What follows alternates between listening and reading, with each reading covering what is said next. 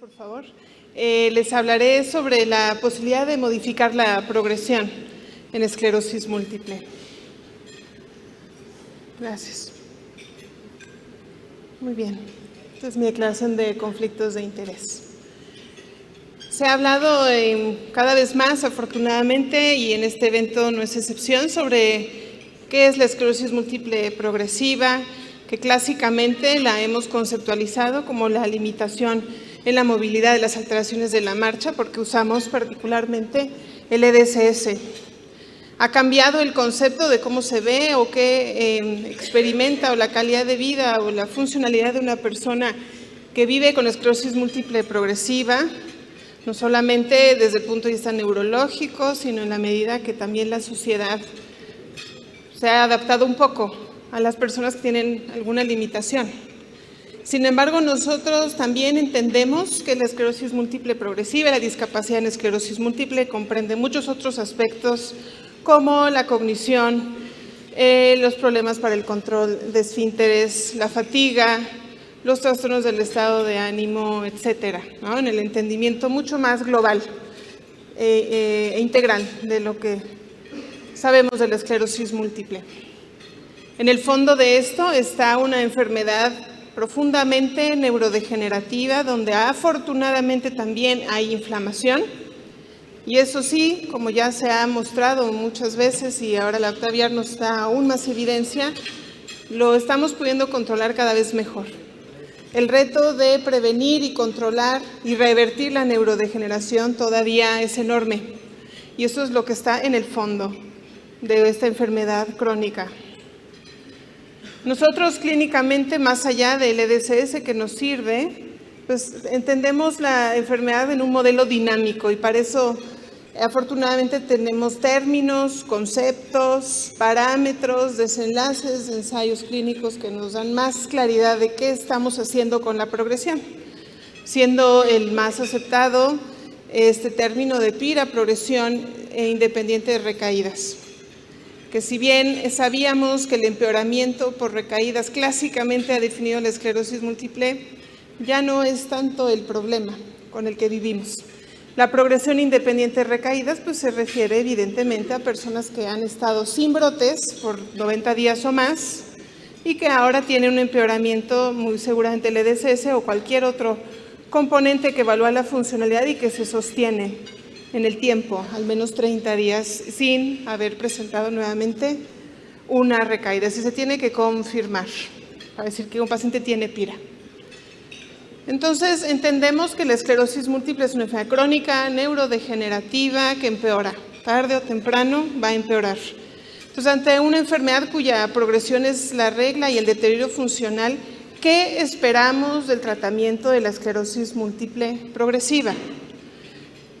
Quisiéramos tener preservación funcional. Eso es algo que nos cuesta trabajo comunicar a los pacientes.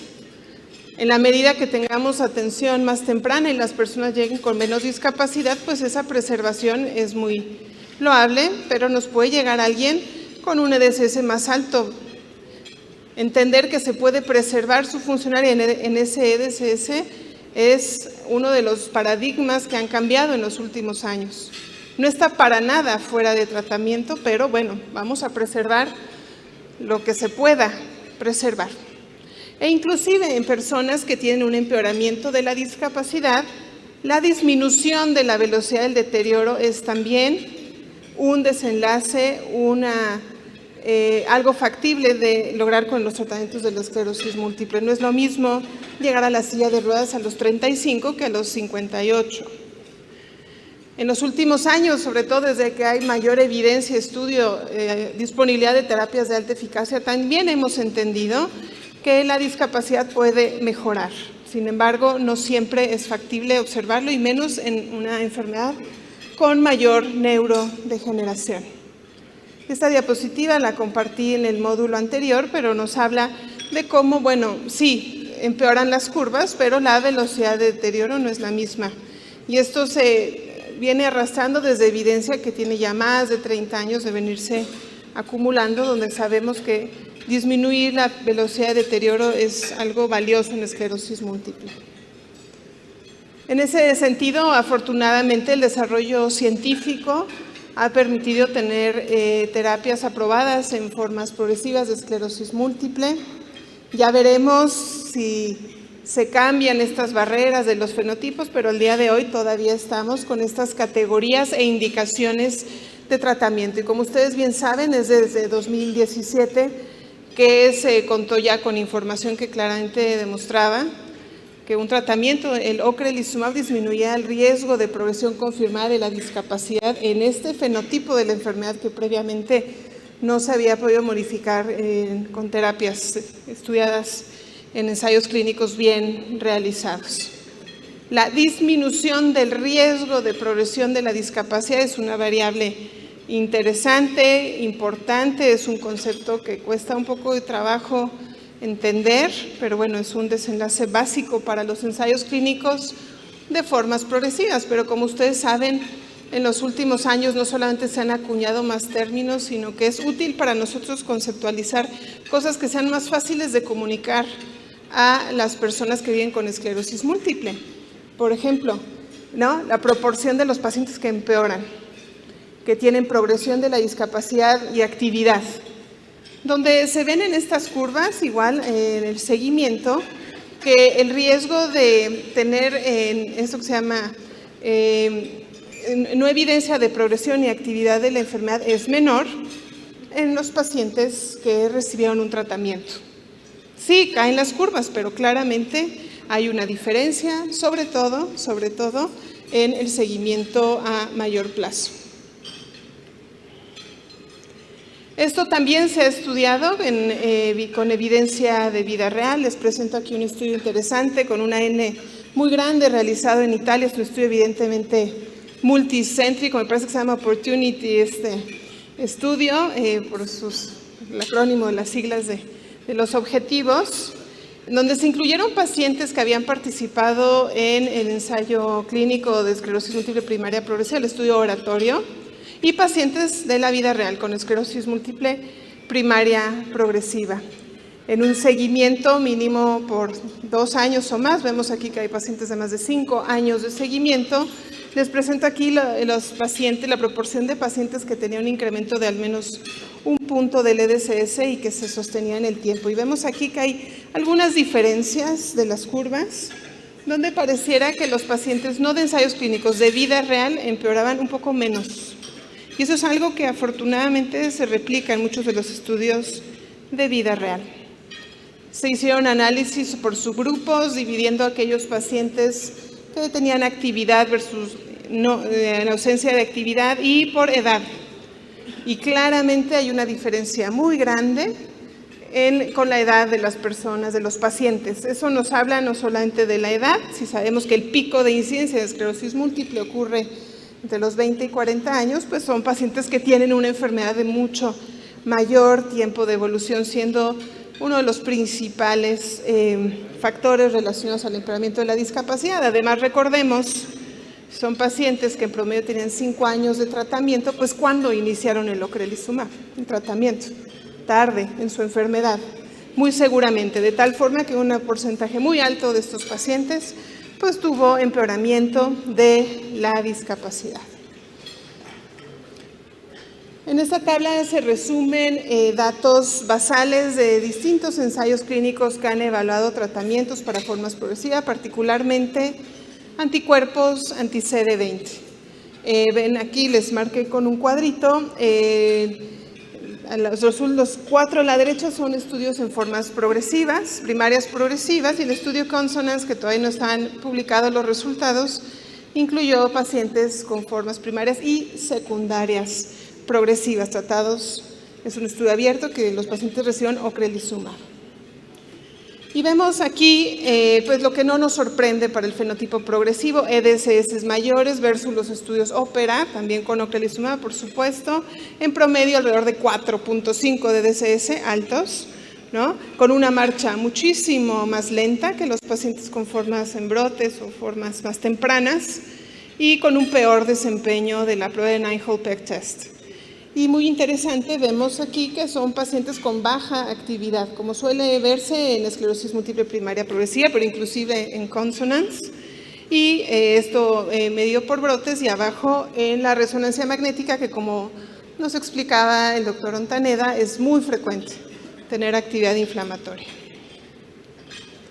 Se analizaron en este artículo que les recomiendo que revisen, el poder que tienen distintas herramientas para evaluar la discapacidad en todos estos grupos de pacientes que estuvieron en ensayos clínicos. Y aquí a forma de resumen, porque tiene muchísimos datos este artículo, lo que parece que tuvo mayores diferencias fue los cambios en la velocidad de la marcha. Por ejemplo, en la población de los pacientes que habían estado en consonance y en oratorio a la derecha, aquellos pacientes que empezaban a caminar más lento tenían entre 2 y 3 veces más riesgo de tener progresión confirmada de la discapacidad. Y fue más potente esta medida que el EDCS. Entonces, eso es bueno saberlo porque la prueba de velocidad de la marcha en 25 pies es algo que está disponible para todos nosotros y nos toma, si el mal nos va a hacerlo, 1 minuto, generalmente menos de 15 segundos. Bueno, en lo que separa el paciente al pasillo, quizá 25 segundos hacer la prueba. Se siguen evaluando otras formas de evolución de la discapacidad a mayor plazo. En American Academy, en ECTRIMS, se presentaron muchos avances de esto y les quiero presentar un resumen de la información. Como ustedes saben, afortunadamente, éticamente, una vez que se autoriza una indicación de tratamiento por demostrar superioridad, los pacientes suelen cambiar al brazo activo, ¿no? Entonces, ven ustedes en azul aquellos pacientes de estudio oratorio que con formas primeras progresivas, insisto, que recibieron ocrelizumab. Sabemos que en esta forma de esclerosis múltiple es frecuente la progresión de la discapacidad.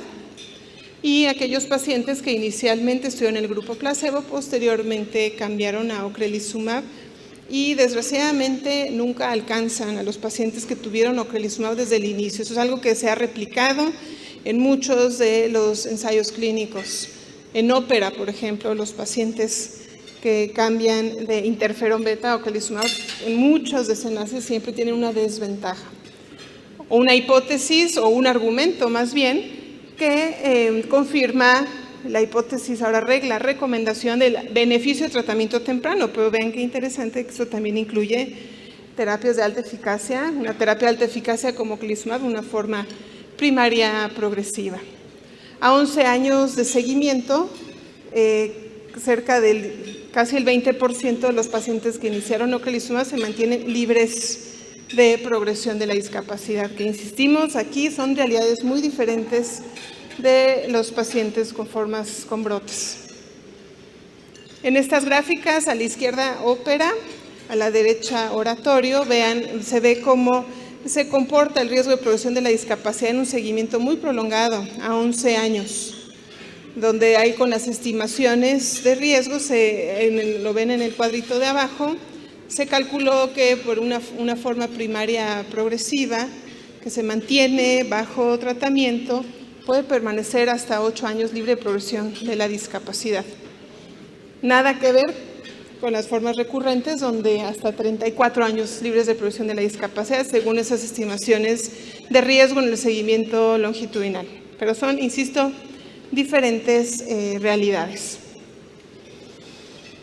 Entonces, en comparación con el grupo original donde habían estado los pacientes, los pacientes que inicialmente recibieron ocrelizumab tuvo una disminución del 30% de riesgo de llegar a una silla de ruedas.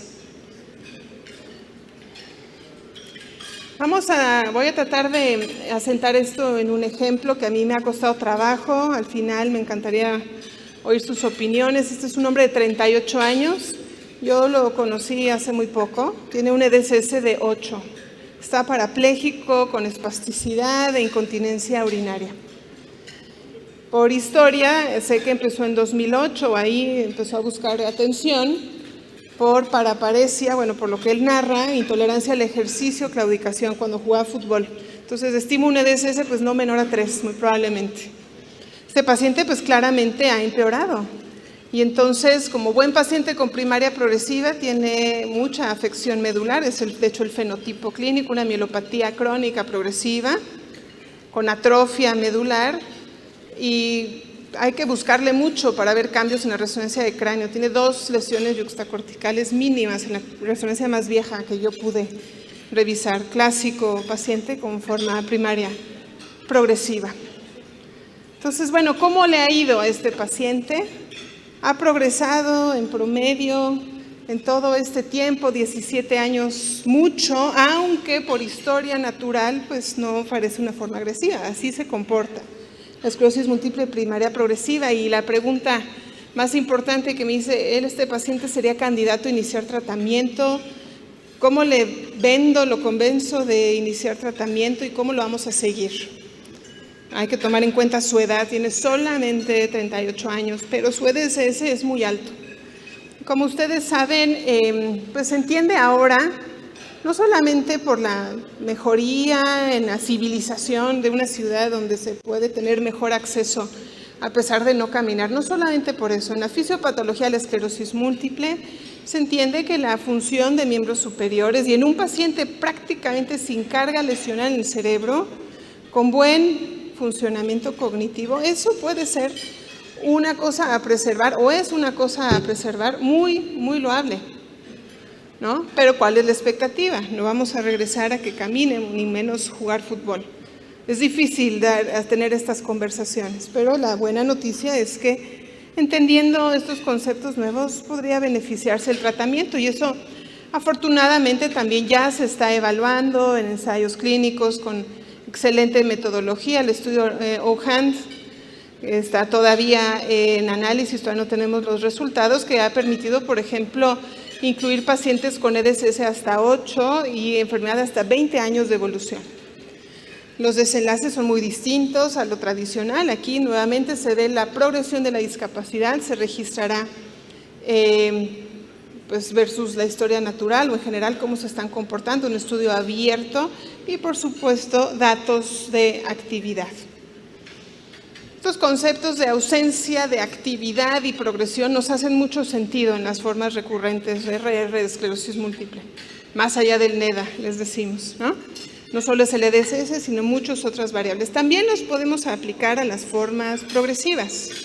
Por ejemplo, en análisis de hace ya algunos años, de los datos de los primeros años del estudio oratorio, se vio que los pacientes que recibían ocrelizumab versus el comparador tenían un 47% mayor probabilidad de estar libres de este NEPAD, actividad y progresión de la discapacidad. Y aquí regreso, sin progresión y sin NEPAD aún más. Entonces, ¿aquí qué estamos viendo? La probabilidad de estar libre de progresión sí es mayor ocrelizumab versus placebo, pero cuando se le suma la variable A, o sea, actividad de la enfermedad, es mayor la proporción o la diferencia entre los grupos. Es decir, la inflamación también es parte muy importante de PIRA, ¿no? De los mecanismos de empeoramiento, en este caso, de las personas con esclerosis múltiple primaria progresiva. Ahora les presentaré algunos datos de biomarcadores, como se ha enfatizado en este simposio. Vean que hay claras diferencias en los grupos. Control es el gris, pacientes de oratorio primaria progresiva azul y rojo, los pacientes de ópera RR. Los pacientes con actividad de la enfermedad el rango es muchísimo mayor y vemos mayores niveles de neurofilamentos. Sabemos que los neurofilamentos, y ya nos lo explicó la doctora Villar, correlacionan muy bien con la inflamación. No tanto así en las formas sin actividad de la enfermedad. Pero bueno, ¿qué pasó en el seguimiento después del tratamiento con ocrelizumab? Vean ustedes a la izquierda en los pacientes de los estudios ópera, hay diferencias muy significativas de pacientes tratados interferón versus ocre, que tienen actividad, los neurofilamentos se controlan muchísimo mejor con ocrelizumab y no tanto en los pacientes sin actividad de la enfermedad. Y no se vieron diferencias significativas tampoco en el seguimiento de los pacientes de oratorio más progresivos. Ya nos presentó la doctora Villar esta gráfica, pero es lo mismo aquí, ¿no? No hay diferencias significativas en el PIRA. ¿Sí? Acá está. También recientemente se han presentado datos de biomarcadores en líquido cefalorraquídeo en seguimiento muy prolongado, pacientes que reciben ocrelizumab. En líquido cefalorraquídeo, vean cómo hay diferencias tempranamente que alcanzan mayor significancia después de 6 meses de tratamiento, pero los porcentajes de reducción de los niveles de neurofilamentos en líquido cefalorraquídeo son muchísimo mayores a partir de 24 semanas. Entonces, quizá a corto plazo no se ven tantas diferencias y después esto se empieza a notar y se sostiene en el tiempo. Son pacientes que han continuado, por supuesto, con la misma terapia.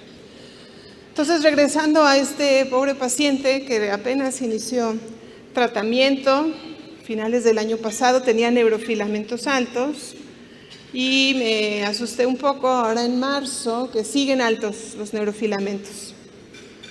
¿Qué le dije al paciente? Hay que esperar, ¿no? Porque apenas estás cumpliendo 24 semanas del tratamiento, veremos si esto se normaliza. Y es la experiencia que uno empieza a hacer con el uso de neurofilamentos, que en estos pacientes con formas progresivas entendemos que hay mayores retos para seguirlos, incluyendo biomarcadores.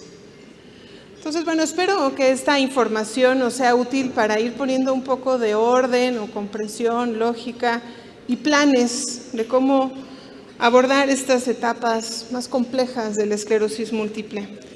Es muy bueno saber que tenemos herramientas, número 1, cada vez mejores, formas más objetivas de seguir estos pacientes, que si ustedes cierran los ojos y recuerdan la última consulta que tuvieron de una persona con esclerosis múltiple progresiva, saben que es un reto. Saben que es un reto porque se sienten mal siempre. ¿Será que el ocrelizumab no está funcionando o es la progresión y ya llegó tarde este paciente? ¿Cómo ponerle objetividad a eso? Es básico para nosotros. No solamente para tener una mejor atención médica, obviamente, sino también para evitar estar cambiando tratamientos o caer en la desesperación o abandono del paciente pensando que nada funciona. Yo quisiera concluir que a pesar de múltiples avances en tratamientos modificadores de la enfermedad, todavía tenemos retos importantes en la atención de personas que viven con esclerosis múltiple progresiva. Me parece que es sin duda factible disminuir el riesgo de progresión de la discapacidad, disminuir la velocidad con la que se deterioran nuestros pacientes, pero para lograr verdaderas mejorías, recuerden, el modificador de la enfermedad es solo una parte. Tenemos que atender los síntomas, es lo que verdaderamente mejora a los pacientes y por eso hay muchas otras cosas, es bien complejo. Y en ese sentido, pues tener escalas clínicas, criterios, cada vez más biomarcadores, esperemos, creo que nos pueden hacer la vida más fácil para entender qué estamos viendo. Y bueno, quizá no aplique tanto a primaria progresiva, pero claramente las formas secundarias progresivas, la mejor forma de lidiar con la esclerosis múltiple progresiva es prevenir que los pacientes progresen y pues esto nos seguirá estimulando a favorecer el diagnóstico y atención temprana. Muchas gracias.